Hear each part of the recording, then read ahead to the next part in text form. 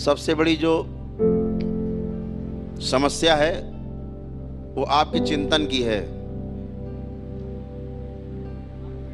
कि कैसा आप चिंतन करते हैं। चिंता के रूप में करते हैं या लोक कल्याण के अर्थ में करते हैं। जो लोक कल्याण के अर्थ में सोच विचार होता है उसे चिंतन कहते हैं, और जो स्वयं अपने लिए होता है केवल उसे चिंता कहते हैं। तो कैसा आपका सोच विचार है, इस पर भी आपका स्वास्थ्य डिपेंड करता है भविष्य में। आज की तारीख में आपकी सारी गंदगी, एक भी गंदगी आपकी शेष नहीं है कि कुछ भी निकाला जा सके गंदगी। ऐसे हैं आप, एक भी नकारात्मक सोच विचार तक आपके अंदर नहीं है। आप सोच विचार के देखना चाहें तो देख लीजिए। अपने दुश्मन के बारे में भी सोचेंगे तो भी उसके खिलाफ नहीं सोच पाएंगे, करके देख लीजिए, क्योंकि आप में कोई एक नकारात्मक स्मृति नहीं है। इसलिए अपना सोच विचार सदैव सकारात्मक रखें, अच्छा सोचें, अच्छा देखें, अच्छा बोलें, अच्छा सुनें, अच्छे हो जाएंगे, अच्छे बने रहेंगे। यही प्रक्रिया है और यही तरीका है उसका। तो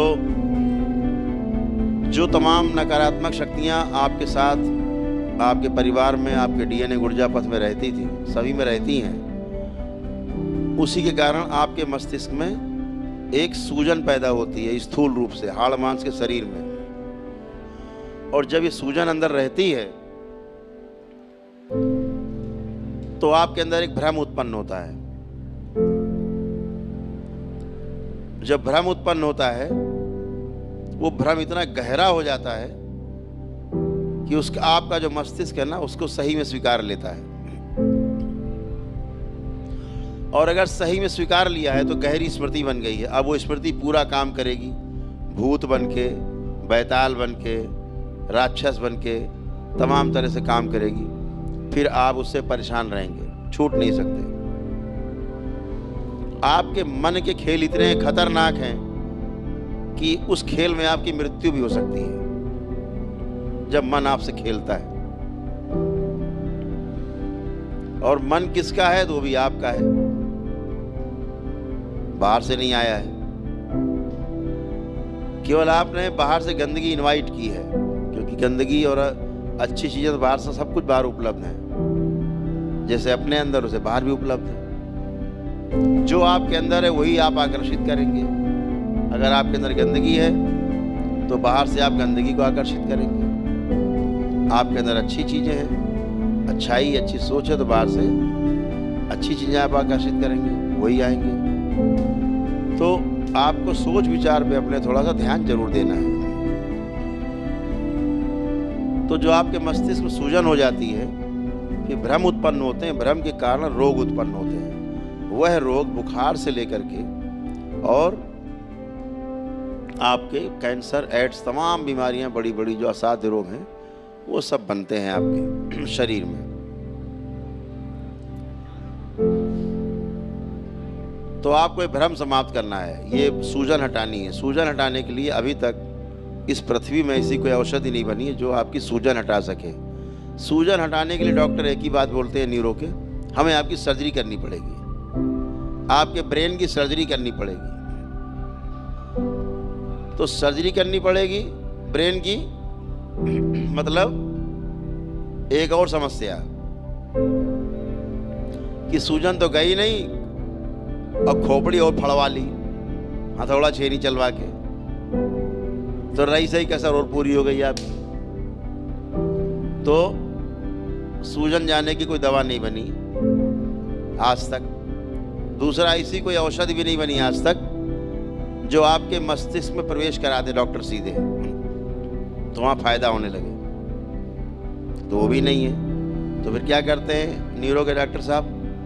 आपको बेवकूफ़ बनाते हैं। क्यों? खुद ही बेवकूफ़ हैं, बेचारों को पता ही नहीं ये समस्या कहाँ पे है। आपको शायद पता ना हो कि हमारे मस्तिष्क में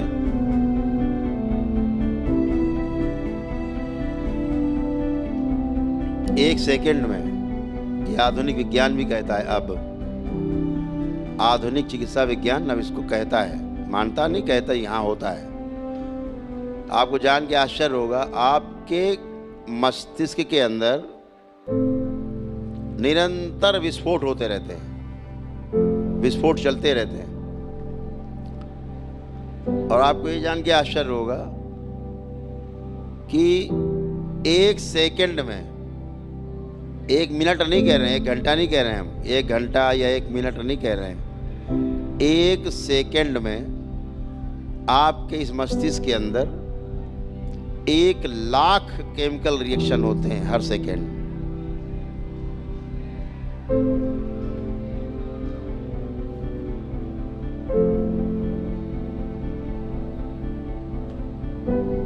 इसलिए इस मस्तिष्क को समझ पाना आदमी के बस की बात नहीं। क्यों? क्योंकि इसे आदमी ने नहीं बनाया है। जो चीज आदमी ने नहीं बनाई है और स्वयं उसमें लगी हुई है, उसको समझ पाना थोड़ा मुश्किल काम है। ख्याली पुलाव पका लेता है, समझ नहीं पाता। समझने के लिए ये 2 आंखें नहीं, ये 1 आंख चाहिए, जो बेचारे वैज्ञानिकों के पास नहीं है। उनके पास 2 आंखें हैं, दूरबीन से देखते हैं, इसलिए समझ नहीं पाते। जहां 2 चीजें रहेंगी वहां भ्रमित होंगे। प्रेम गली अति सांकरी, जहां में 2 न समाये। 2 हुआ गड़बड़ हुआ, है ना। एको हम द्वितीयो नास्ति, एक ही है। उसके लिए भी दृष्टि भी एक वाली चाहिए, सिंगल। आपकी अपनी दृष्टि स्वयं की। और इसीलिए जो बड़े बड़े वैज्ञानिक हुए, चूंकि उनका कंसंट्रेशन, उनका जो ध्यान देने की क्षमता, एकाग्रता बहुत पैनी हो जाती है वैज्ञानिक की, जो रिसर्च करते हैं, अगल बगल से टूट जाते हैं। वो ध्यान ही है, वो एक प्रकार का ध्यान है, गहरा ध्यान है उनका। वो धीरे धीरे उनकी ये दृष्टि खुलती जाती है।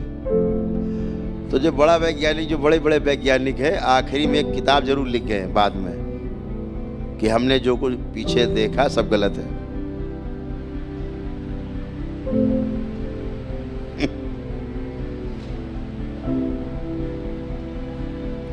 क्योंकि वो धीरे धीरे विज्ञानी से ज्ञानी बन जाता है, फिर उसकी 2 दृष्टि जो है वो बंद होकर के सिंगल वाली खुल जाती है। तो पछताता है जिंदगी भर कि मैंने क्या कहा, क्या था और क्या देख रहा हूँ, असली बात तो यहाँ है। लेकिन अब कहे किससे, कहे तो बेवकूफ समझा जाएगा, तो किताब लिख जाते हैं। सरकारें क्या करती हैं, किताबों को छिपा देती हैं क्योंकि थ्योरी गलत हो जाएगी।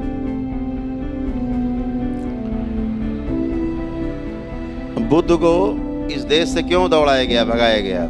गौतम बुद्ध को, गौतम बुद्ध ने जैसा देखा वैसा बोल दिया, जो देखा वही बोल दिया। सत्य बोलने से परहेज नहीं किया, बचाया नहीं कुछ, अपना नहीं जोड़ा उसमें। तो जितने ज्ञानी थे इस देश में, डंडा लेके निकल पड़े और कहा कि इसको भगाओ पहले देश से। क्या कह दिया भगवान बुद्ध ने? इतने कह दिया कि आत्मा नाम की ऐसी कोई चीज नहीं है जो मुक्त होती है, कोई आत्मा नहीं।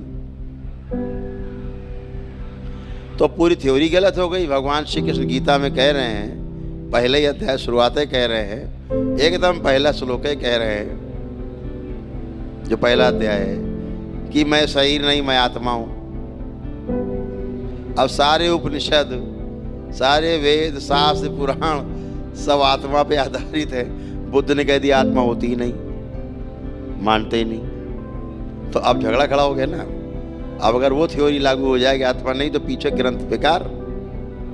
ऐसे वैज्ञानिकों के सामने संकट। गैलीलियो ने, शायद गैलीलियो नाम था वैज्ञानिक का, उसने कह दिया था धरती गोल है। गैलीलियो था सर। तो वहां की जो सरकार थी, कहा इसको फांसी चढ़ा दो। क्यों? उनकी किताब में लिखा है, बाइबिल में, कि धरती चपटी है, अंडाकार है, अंडे की तरह चपटी है। और उसने, वैज्ञानिक था वो, गहरा जो ध्यानी हो गया था, विज्ञानी की जगह ज्ञानी बन गया वो, तो गहरा ध्यान।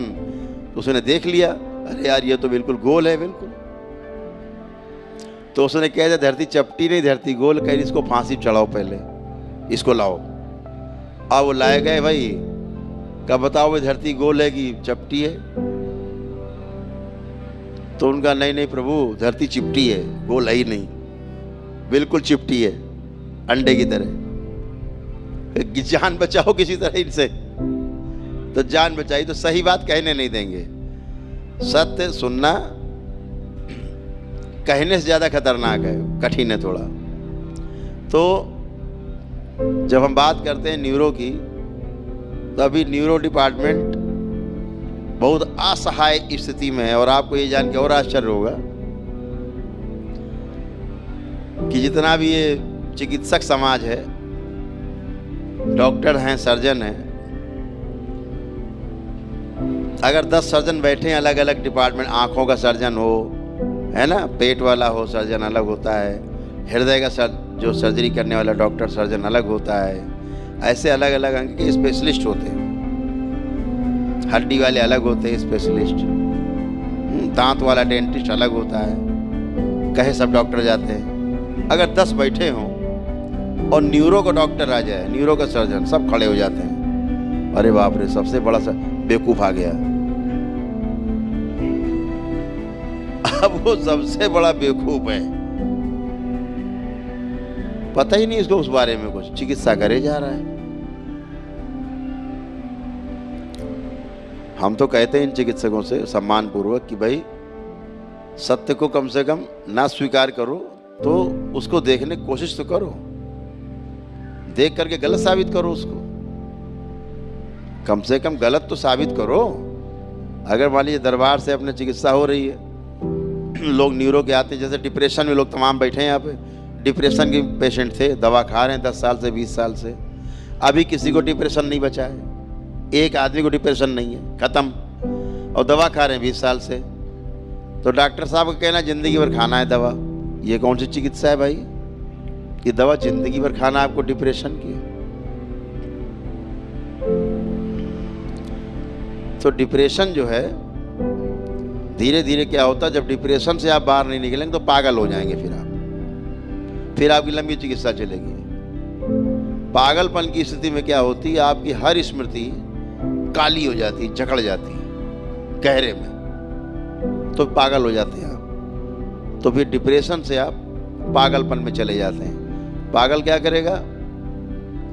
उलूल जुलूल बातें करेगा, बेसिर पैर की बातें करेगा, बड़बड़ाएगा दिन भर, वो कुछ करेगा। डिप्रेशन में और पागलपन में फर्क है, कभी समय मिलेगा तो अंतर समझाएंगे। डिप्रेशन यहाँ पर किसी को नहीं है। अब डॉक्टर साहब दवा खिला रहे जिंदगी भर, यहाँ तो आए हो, अब प्रक्रिया पूरी करो, ठीक, तो कम से कम उस बात को समझना आवश्यक है। तो आपको भी समझना है कि दिमाग की सूजन जाना बहुत जरूरी है। अगर ये सूजन रहेगी तो इसका मतलब ये हुआ कि आप फिर से नकारात्मक सोचेंगे और धीरे धीरे धीरे धीरे फिर आप एक गट्ठर बनाएंगे, धीरे धीरे स्मृतियों का गट्ठर, और कोई नया रोग एक तैयार करेंगे शरीर में। फिर डॉक्टर साहब के पास जाएंगे, डॉक्टर साहब हमें देख लो जरा, हमारा पैर सड़ रहा है।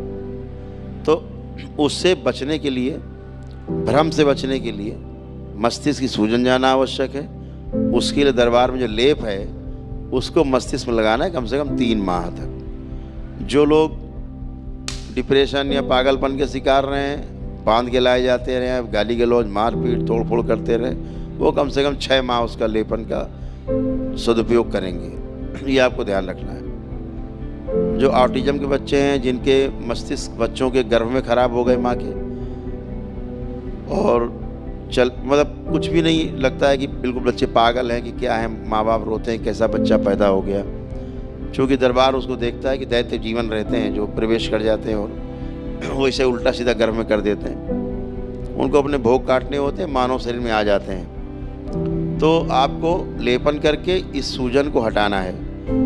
दरबार आपकी ऐसे मान के चलो 75% सूजन से लेकर के 90% तक दूर करता है आपकी सूजन। सूक्ष्म रूप से उसका इम्पैक्ट आता है स्थूल पे, लेकिन एक लंबा प्रोसेस है। अगर आप लेपन ना भी करें तब भी आपकी सूजन 2-3 साल में चली जाएगी धीरे धीरे, लेकिन लेपन करके उसको आप 3 महीने में 6 महीने में ख़त्म कर देते हैं। तो जो असाध्य रोगी रहे हैं वो लोग कम से कम 6 माह लेपन करें, बाकी लोग 3-3 माह लेपन करें। लेपन जरूर करेंगे ताकि आपके रोग और कष्ट फिर आपको पलट के दोबारा नहीं बने, क्योंकि सूजन रहेगी तो नए रोग बनेंगे। ठीक है, तो इसका ध्यान रखना।